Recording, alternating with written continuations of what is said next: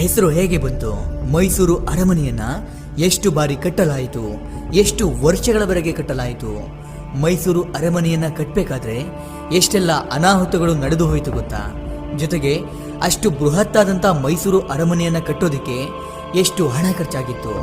ಅಷ್ಟೇ ಅಲ್ಲದೆ ಮೈಸೂರು ಅರಮನೆಗೆ ಸುರಂಗ ಮಾರ್ಗಗಳು ಇರೋದು ನಿಜಾನಾ ಅನ್ನೋಂಥ ಮೈಸೂರು ಅರಮನೆಯ ರಹಸ್ಯಗಳನ್ನ ಇವತ್ತು ನಿಮ್ಮ ಮುಂದೆ ಬಿಚ್ಚಿಡ್ತಿದ್ದೇನೆ.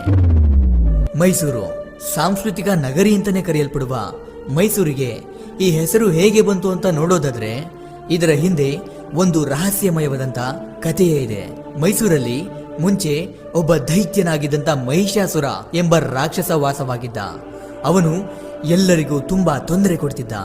ಈ ರಾಕ್ಷಸನಿಂದ ರಕ್ಷಿಸಲು ಪಾರ್ವತಿ ದೇವಿಯು ಚಾಮುಂಡೇಶ್ವರಿಯ ಅವತಾರವನ್ನ ಎತ್ತಿ ಮೈಸೂರಿನ ಒಂದು ಬೆಟ್ಟದ ಮೇಲೆ ಆ ರಾಕ್ಷಸನನ್ನ ಕೊಂದು ಆ ಬೆಟ್ಟದ ಮೇಲೆಯೇ ಚಾಮುಂಡೇಶ್ವರಿ ನೆಲೆಸಿದ್ದರಿಂದ ಅಂದಿನಿಂದ ಆ ಬೆಟ್ಟಕ್ಕೆ ಚಾಮುಂಡೇಶ್ವರಿ ಬೆಟ್ಟ ಎಂಬ ಹೆಸರು ಬಂತು.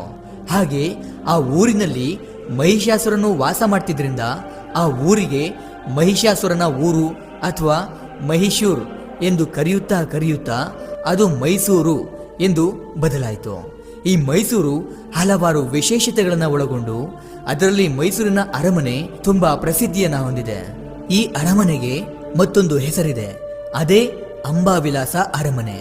ಮೈಸೂರು ನಗರಗಳಲ್ಲಿರುವ ಅನೇಕ ಅರಮನೆಗಳಲ್ಲಿ ಮುಖ್ಯವಾದ ಅರಮನೆ ಇದು. ಇದೇ ಕಾರಣದಿಂದ ಮೈಸೂರನ್ನ ಅರಮನೆಗಳ ನಗರ ಅಂತ ಕರೆಯಲಾಗುತ್ತೆ. ಈ ಅರಮನೆ ಇಂದಿನ ಮೈಸೂರು ಸಂಸ್ಥಾನದ ಒಡೆಯರ್ ವಂಶದ ರಾಜರುಗಳ ನಿವಾಸ ಮತ್ತು ದರ್ಬಾರು ಶಾಲೆಯಾಗಿತ್ತು. ಮೈಸೂರು ಅರಮನೆಯ ಇತಿಹಾಸ ಸರಿಸುಮಾರು 600 ವರ್ಷಗಳಷ್ಟು ಹಳೆಯದು. ಒಡೆಯರ್ ಅರಸರು 14ನೇ ಶತಮಾನದಲ್ಲಿ ಒಂದು ಅರಮನೆಯನ್ನ ಕಟ್ಟಿದ್ದರು. 1638ರಲ್ಲಿ ರಣಧೀರ ಕಂಠೀರವ ನರಸರಾಜ ಒಡೆಯರ್ ಕಾಲದಲ್ಲಿ ಆ ಅರಮನೆಗೆ ಸಿಡಿಲು ಬಡಿದು ಅರಮನೆ ನಾಶವಾಗಿತ್ತು. ಆಗ ಅರಮನೆಯನ್ನ ರಿಪೇರಿ ಮಾಡಿಸಿ ಸರಿಪಡಿಸಲಾಗಿತ್ತು. ಆದರೆ ಅರಮನೆ ಕೆಲ ವರ್ಷಗಳ ನಂತರ ಮತ್ತೆ ಪೂರ್ತಿಯಾಗಿ ಹಾಳಾಗಿದ್ದರಿಂದ 1793ರ ಟಿಪ್ಪು ಸುಲ್ತಾನ್ ಕಾಲಾವಧಿಯಲ್ಲಿ ಪೂರ್ತಿ ಅರಮನೆಯನ್ನ ಬೀಳಿಸಲಾಯಿತು.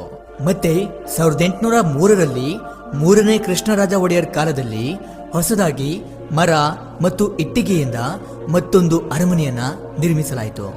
ಆದರೆ ರಾಜಕುಮಾರಿ ಜಯಲಕ್ಷ್ಮಮ್ಮಣ್ಣಿಯವರ ಮದುವೆಯ ಸಂದರ್ಭದಲ್ಲಿ ಅರಮನೆಗೆ ಇದ್ದಕ್ಕಿದ್ದಂತೆ ಬೆಂಕಿ ಬಿದ್ದು ಅರಮನೆಯೆಲ್ಲ ಸಂಪೂರ್ಣವಾಗಿ ನಾಶವಾಯಿತು.